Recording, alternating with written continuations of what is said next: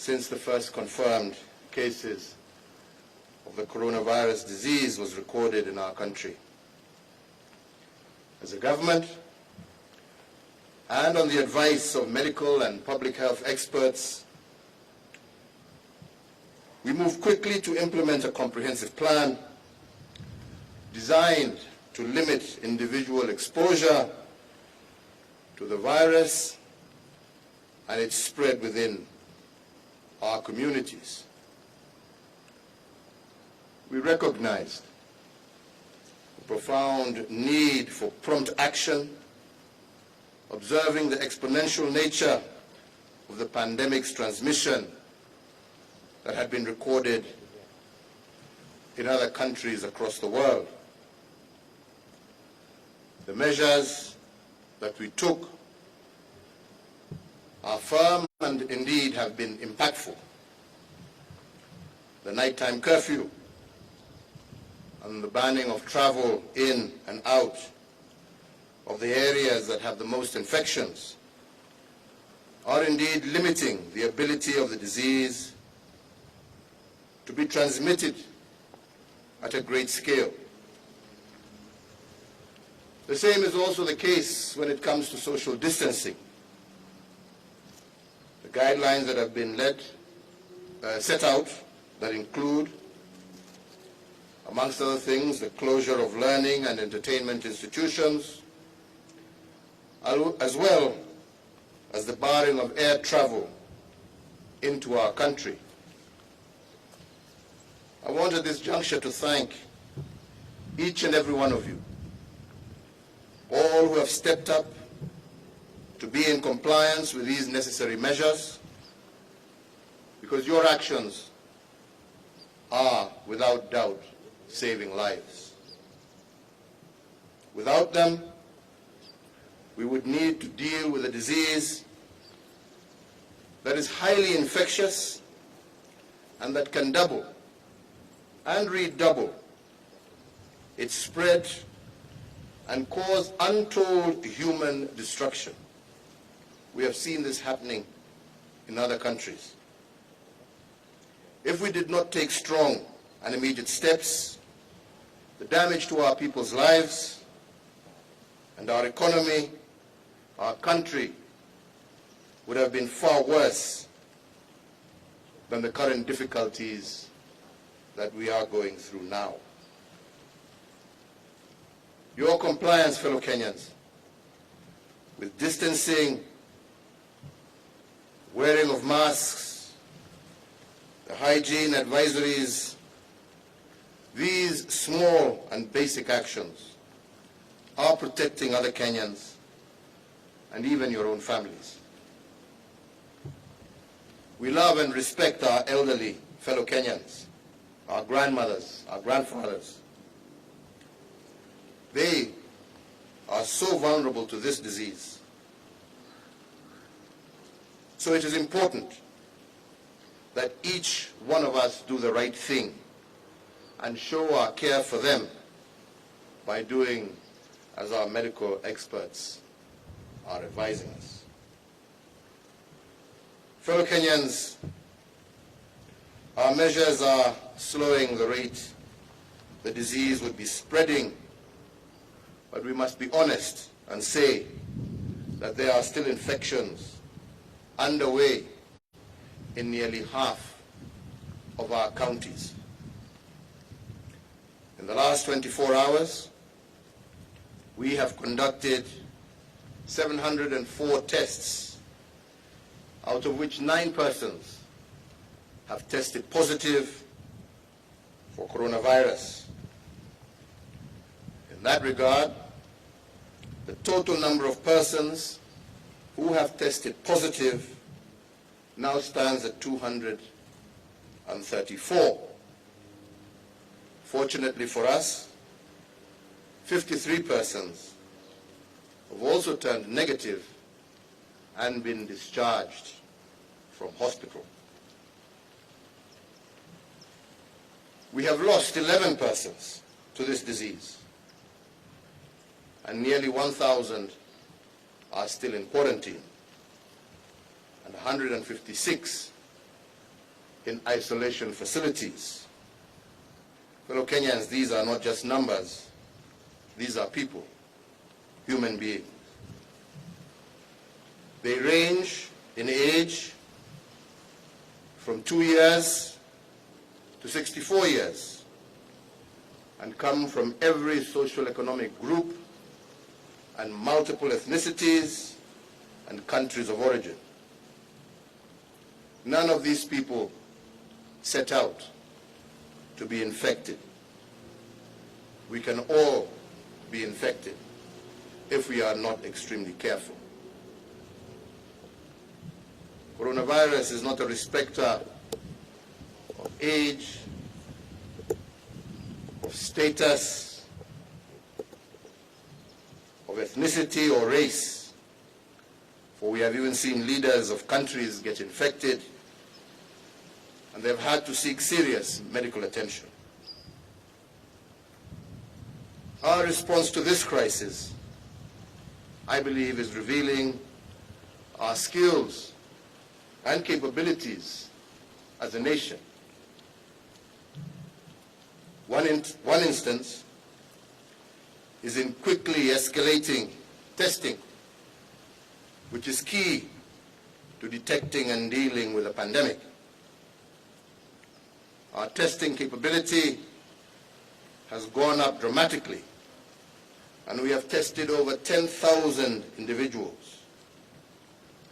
This week, the Ministry of Health has received more testing reagents that will allow us to upscale our testing capacity, starting with targeted areas and eventually to the wider Kenyan population. We are grateful that we have seen innovation out of this crisis. For example, students at Kenyatta University need to be applauded for developing a prototype of an inexpensive ventilator for use in our local hospitals. Not to be left behind, other universities and technical institutions are also making remarkable progress in the local manufacture of medical technologies and equipment in support of our medical and public health needs that have arisen from COVID-19. With imports severely interrupted, I also want to applaud our local industry that has stepped into the gap. These efforts are reflected, for example, by the Kitui County Textile Company, the National Youth Service, who are producing face masks in large numbers. Others are like Shona, EPZ Limited, Betty Investments Limited in Nakuru, who are manufacturing the personal protection equipment for our medical workers on the front line. I encourage all those who are able to rally to supply this need, but also we need to ensure that those engaged in this manufacture pay heed to the standard required of these products. Other local industries have heeded the rallying call and diverted their regular commercial production to support Kenya's COVID-19 response by manufacturing soap and disinfectants for free distribution by government to frontline health institutions, vulnerable groups, and communities. These efforts are demonstrating our ability as a nation to be a stronger manufacturing nation that will ultimately create jobs and serve our nation, not just during this crisis, but into the future. This, I believe, will help all of us champion our agenda of expanding Kenya's manufacturing base. Now that these products are being manufactured locally, the focus for all purchasing parties should be to ensure that we procure these products domestically so that we can keep our enterprises and our workers growing and working. Fellow Kenyans, I believe that it is in moments like this that the true character of a nation and a people is revealed. Kenyans are showing that they can invent, innovate, and respond rapidly to a major challenge that has not known its equal for many, many decades. Knowing our character is so key to building our confidence that we have in us to solve even more challenges that face our people. We are learning today anew that we are a country of empathy and compassion. In every corner of our country, companies, families, neighborhoods are reaching out to those most affected economically by this crisis and helping. To ensure that donations, especially food and non-cash items, are distributed in a safe and responsive manner, the government has prescribed that such efforts be channeled through or coordinated by the recently established Kenya COVID-19 Emergency Response Fund, together with the relevant security agencies. This fund should be responsive, should not be encumbered by bureaucracy, and must be open to innovation and technology in the delivery of assistance to our people. I do not want to hear of needless delays or frustrations caused of well-designed appropriate measures that Kenyans in the civil and private sector have designed to assist their fellow citizens. We must expedite our ability to deliver this assistance to our people in the shortest possible time. In the counties as well, these efforts should be coordinated jointly by our governors and county commissioners as the devolution continues to show its power to deliver to Kenyans. I want to applaud the work currently being undertaken by the Council of Governors, and indeed all individual governors in counties. And we have agreed with Governor Oparanya, who is with us today,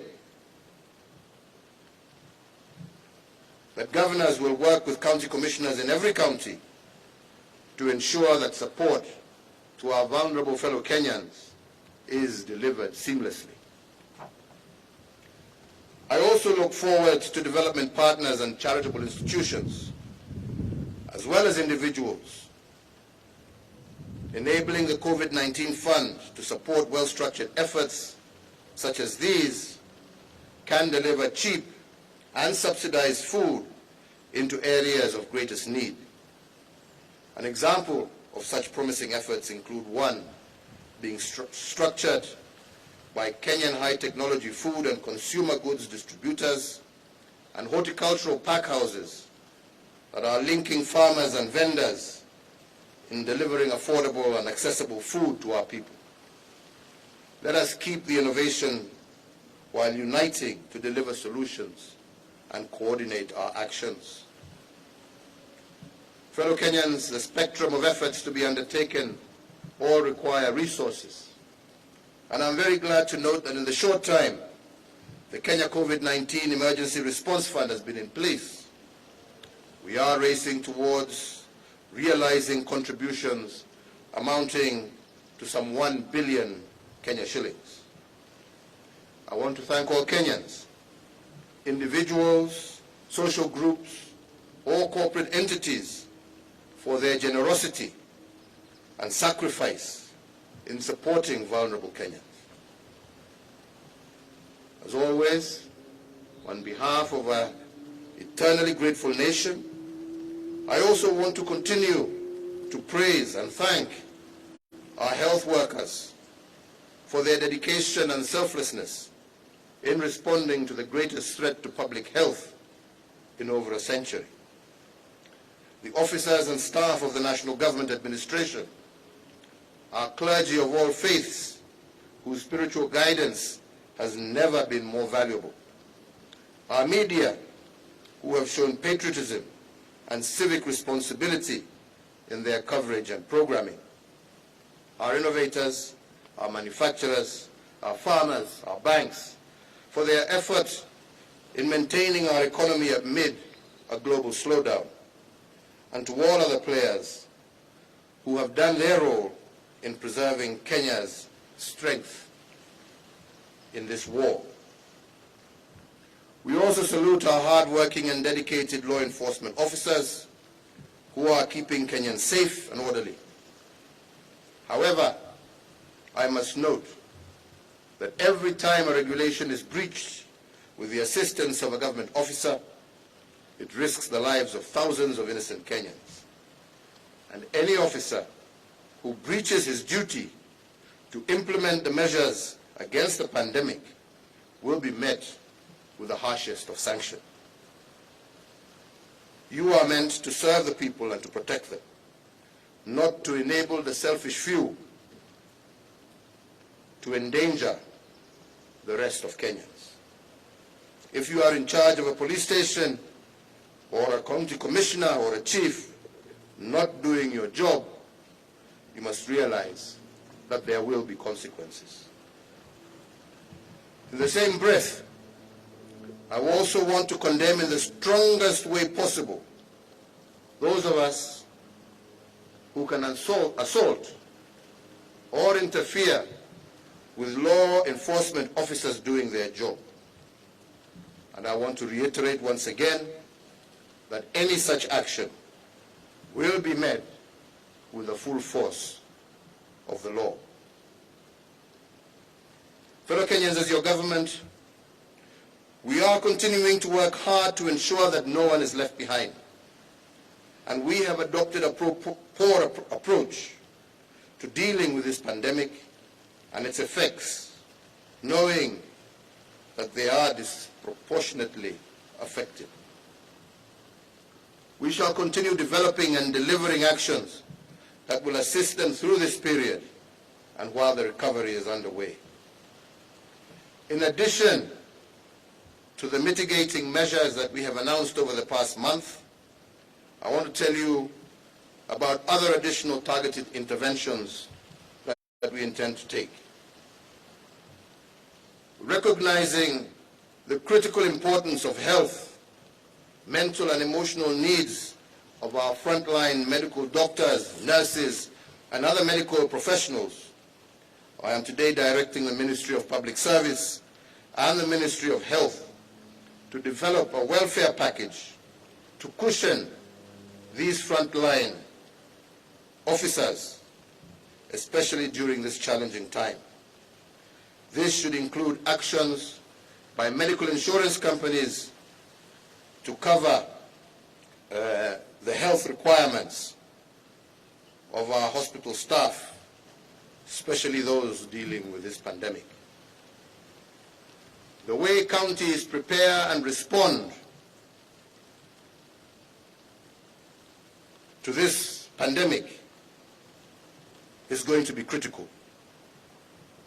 And as a result, I am directing that county governments receive a 3-month waiver from the Kenya Medical Supply Agency requirement for the purchase of masks and PPEs to protect our citizens and healthcare workers from infection.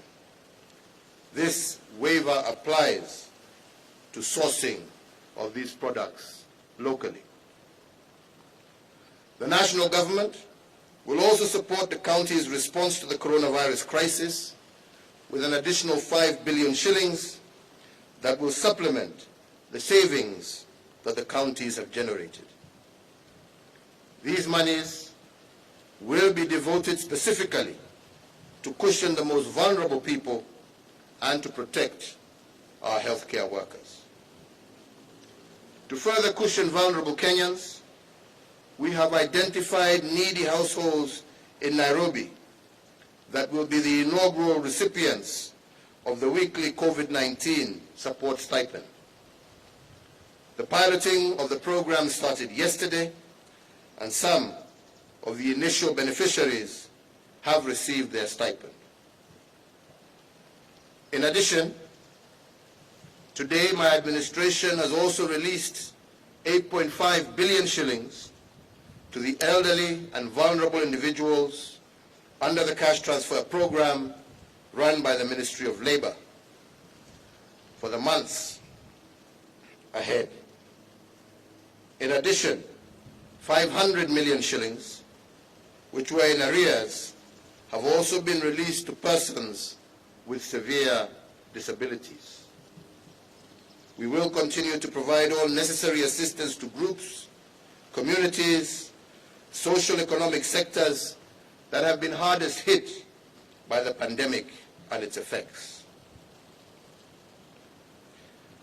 I have also recently learned that in our usual Kenyans for Kenyan manner, an initiative called the Adopt a Needy Family is in place, and I want to applaud the religious organizations, businesses, and better off households that are undertaking this effort, and indeed encourage all other Kenyans to take similar steps that reflect our most deeply held values. Fellow Kenyans, even as we respond to this dire emergency, I want to assure you that we are working towards formulating Kenya's post-COVID-19 economic recovery plan. And in this, we will be engaging all stakeholders to re-engineer existing economic plans and policies in light of this crisis. My team is also paying attention to critical national matters affected by the pandemic that are causing families anxiety. One such is the holding of exams this year. And in this regard, we have also directed the Ministry of Education to work with our response committee to come up with steps to mitigate any negative impact on students due to the measures taken against this pandemic. Our efforts here at home are soon going to be complemented by the solidarity that the world is showing. The countries with the largest economies in the world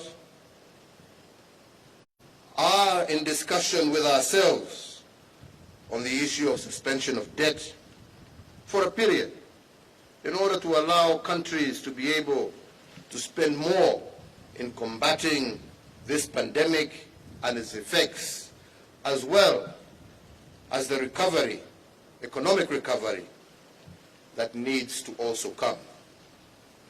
Other regional and global institutions have also stepped up. For example, the Africa Development Bank, the Africa Import-Export Bank, which have created emergency credit facilities for countries like ours. We will utilize these facilities to support producers and exporters so that they can return to full production and protect jobs and livelihoods.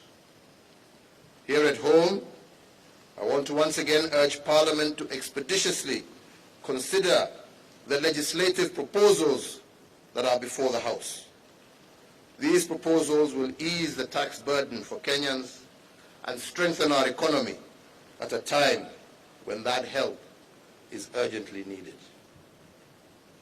Fellow Kenyans, we are not out of the woods yet. This pandemic is still hurting for many of victims. So far, we have done well in responding to it, but we must remain extremely careful. Indeed, as your President, I will ensure that we stay alert and continue to calibrate our measures to protect Kenyan lives, our economy, and indeed our national peace. I ask each and every one of you to join me in this critical period to protect our families our communities and our country. Sitaki niseme zaidi, lakini kwa kuongeza machache, Wakenya wenzangu, tuko na shida, na hii shida sio yetu, lakini ni shida ambaye tumeletewa kutoka nje, na ni shida ambaye inakumba karibu kila taifa duniani. Sisi hapa kwetu tumeweka mikakati ya kupambana na huu ugonjwa, lakini ndio tufaulu, lazima kila mmoja wetu ashikilie pahali yeye. Kuna wengi ambao wanachezea huu ugonjwa, na wenzangu, nataka niwaambie, ugonjwa huu hauna mpaka, hauchagui mdogo ama mkubwa, hauchagui tajiri ama maskini, hauchagui mtoto wala mzee. Sisi wote tuko hatarini, na ndipo tuwasema ni jukumu la kila Mkenya kujikinga, kukinga wenzake, kukinga familia yake, na ndio tuweze kuhakikisha ya kwamba hii jangwa imetuacha bila kuumiza au kumaliza Wakenya wengi zaidi. Sisi zote twajionea yale ambao yamefanyika katika mataifa makubwa na tajiri mara 20 kuliko sisi. Mataifa ambao sasa kwa sababu hawakuchukua hatua mapema, sasa wazika wananchi wao katika mass graves kila pahali. Wenzetu, tusifike hapa. Wenzetu, tutii sheria ambazo zimewekwa haswa na Wizara ya Afya. Pahali ambapo tupo sisi kama serikali, hatuna haja yeyote ya kunyanyasa Mkenya yeyote. Yale ambaye tuwafanya ni kuhakikisha ya kwamba tumelinda maisha ya Wakenya. Kwa ukweli, huu ugonjwa pia umesababisha uchumi wa taifa letu na uchumi wa dunia mzima kuzoroteka. Wengi wamepoteza makazi yao katika mahoteli na kwingine kwa sababu ya huu ugonjwa. Na sisi tutaendelea kujaribu kuona kwa muda huu wa hatari tutaweza tusaidiane kwa njia gani, lakini kuvunja sheria haitatusaidia. Lakini kwa kutupiana maneno haitasaidia. Hii ugonjwa yatuhitaji sisi wote tuje pamoja, tupange pamoja, tushirikiane pamoja, Kenya iwe kitu kimoja, tupambane na hii jangwa, alafu pamoja tushirikiane, turudishe uchumi wetu na tuweze kusonga mbele kama taifa. Kwa hivyo mimi naomba kila Mkenya, tafadhali shika doria pahali ulipo. Na kwa wale wachache ambao wanachukulia ugonjwa huu kama mchezo, mimi ningependa kuwaonya, tusiwe ni sisi ambao tutaletea taabu wengine. Na wale ambao watapatikana wakivunja sheria, tutawachukulia hatua kali kabisa. Lakini pia tukifanya hivyo, twaendelea kushukuru maofisa wetu ambao wanafanya kazi usiku na mchana ya kutulinda. Yangu ni kuwauliza tuendelee na tujaribu sana kuhakikisha ya kwamba tuatii na tuhakikisha ya kwamba Wakenya wanatii sheria, lakini pia tufanye kazi yetu kwa njia ya huruma. Tusinyanyase Wakenya wenzetu, tuwaongeleshe ndio waweze kutii bila kuwaumiza, kwa sababu sio haki kuumiza Mkenya mwenzako. Muongeleshe na umwambie hatari ambaye anajiweka yeye mwenyewe na ile ambaye anaweka kwa wenzake. Sitaki ninene zaidi kulipo hapo. Yangu ni kuhakikishia kama serikali ya kwamba tutaendelea kufanya lote tuwezavyo kuhakikisha ya kwamba tumeokoa maisha ya wananchi wetu, lakini pia twaendelea na mikakati yetu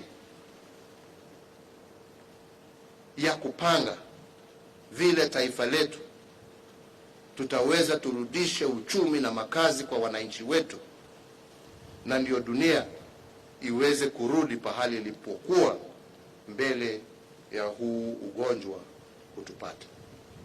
Mimi nasema Mungu awabariki nyote, Mungu awalinde.